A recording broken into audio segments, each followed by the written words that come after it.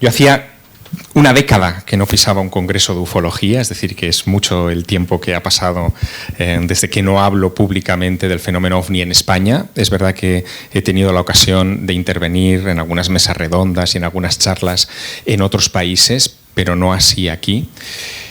Y quizá es también porque buena parte de mi trayectoria de los últimos años se ha ido orientando hacia la literatura, hacia las novelas, pero desde luego sin renunciar en ningún momento a lo que ha sido desde siempre, desde mi infancia, el motor de mi curiosidad, que es el misterio de los ovnis. Lo contaba en el taller que se ha celebrado esta mañana con Martín, mi hijo, en el que hemos repasado un poco algunas de los casos OVNI donde los niños han tenido un papel importante. Ahí decía que he venido ante ustedes con una clave simbólica que no me resisto a descifrarles.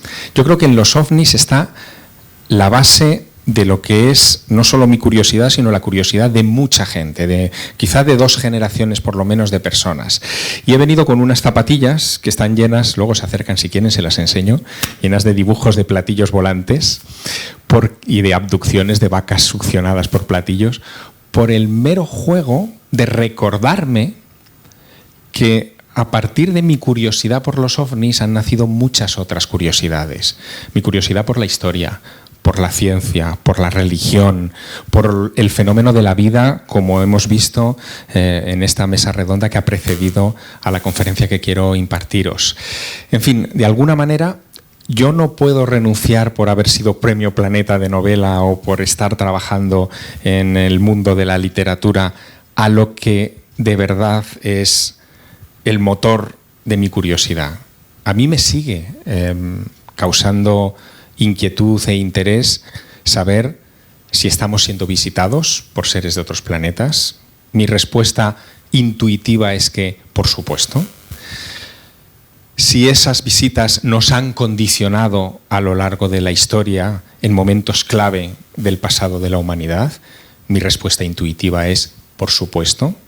Pero incluso llevándolo un poco más lejos, la propia esencia de nuestra existencia, yo la conecto también con esto, con la presencia de extraterrestres. Llegará un día en el que, y esto sirve casi como continuación de la mesa redonda que ustedes han presenciado, llegará un día en el que los sembradores de vida que nos pudieron haber traído la vida aquí, que nos crearon como somos, se retirarán o desaparecerán o morirán porque las civilizaciones se extinguen y los visitantes también mueren porque están sometidos a eso. De eso tampoco me cabe ninguna duda intuitiva, pero llegará el momento en el que nosotros ocuparemos su lugar y seremos nosotros los que sembraremos mundos. De hecho, ya lo estamos haciendo de manera inconsciente, con anécdotas muy curiosas que no me resisto a algunas de ellas a compartírselas en titulares. Verán, por ejemplo, el año pasado se celebró en Zúrich un encuentro internacional de astronautas, científicos, premios Nobel, en un entorno que ya lleva varios años funcionando, que se llama el Starmus. Es un festival en el que algunos científicos de gran nivel, en su época incluso Stephen Hawking, y músicos de gran nivel, entre ellos Brian May, el guitarrista de Queen, es decir, no estamos hablando de figuras secundarias, se juntaron para reflexionar sobre los enigmas del universo. A ese último encuentro acudieron varios astronautas de las misiones Apolo para conmemorar de alguna manera el 50 aniversario de la llegada de la Apolo 11 a la Luna en 1969. Este encuentro fue en 2019.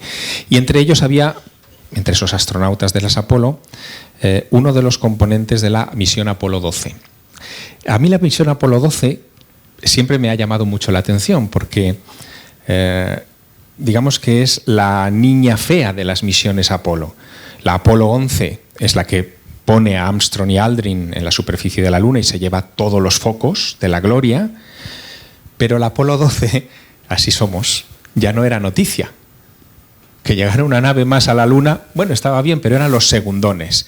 Y la Apolo 13 era todavía menos noticia, pero como se escacharró camino de la Luna y parecía que iban a morir los astronautas en aquel viaje de regreso antes de tomar suelo en nuestro satélite, pues se llevó todos los focos. Y de la Apolo 12 nadie habla. Y la Apolo 12 hizo algo increíble, que tiene mucho que ver con el tema de este congreso. Verán, la Apolo 12 alunizó en un rincón de la cara visible de la Luna a 163 metros del lugar donde 3 años y pico antes había alunizado una nave americana no tripulada llamada la Surveyor 3. Y una de las misiones de la Apolo 12 era recuperar la cámara de la Surveyor 3 con fotografías que había tomado, pero claro, no había wifi en la Luna, ¿no? Cuando bajan la cámara a tierra, los astronautas de la Apolo 12, y la analizan y sacan las imágenes de dentro, descubren otra cosa. Descubren que la cámara está llena de bacterias terrestres. La cámara no se esterilizó y esas bacterias habían sobrevivido 3 años y pico a la intemperie lunar. Luego, de alguna manera, sin nosotros ser muy conscientes, nos habíamos convertido en sembradores de vida de la Luna. Cierto es que nos trajimos esas bacterias de vuelta, salvo que se hubiera quedado alguna familia que se hubiera ido de paseo por el cráter en cuestión. Pero es que esto ha vuelto a suceder hace unos meses.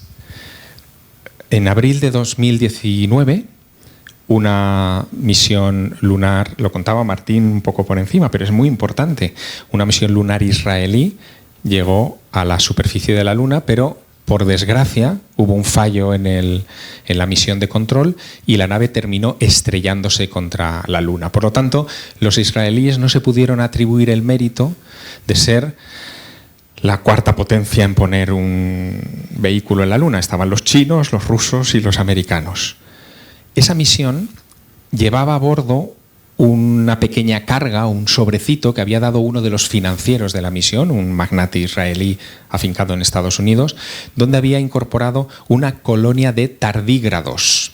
Los tardígrados u osos de agua son unas bacterias de características muy especiales, son extremófilos, aguantan temperaturas desde el 0 absoluto hasta los 150 grados sobre cero y son capaces de hibernar durante larguísimos periodos de tiempo en suspensión absoluta durante décadas. Esos tardígrados que iban a bordo de esa misión israelí están ahora sobre la Luna. Si no los recuperamos, y créanme que no somos expertos en recuperar la basura que generamos, se desarrollarán y aguantarán el tiempo que sea necesario y no sabemos las reacciones que pueden llegar a provocar. Por lo tanto, hoy nosotros, sin quererlo, estamos ya siendo sembradores de vida y estamos cumpliendo con un ciclo cósmico probablemente que existe desde hace cientos de millones de años en todo el universo y al que por nuestro desarrollo nos estamos incorporando. Bueno, sirva eso como prolegómeno.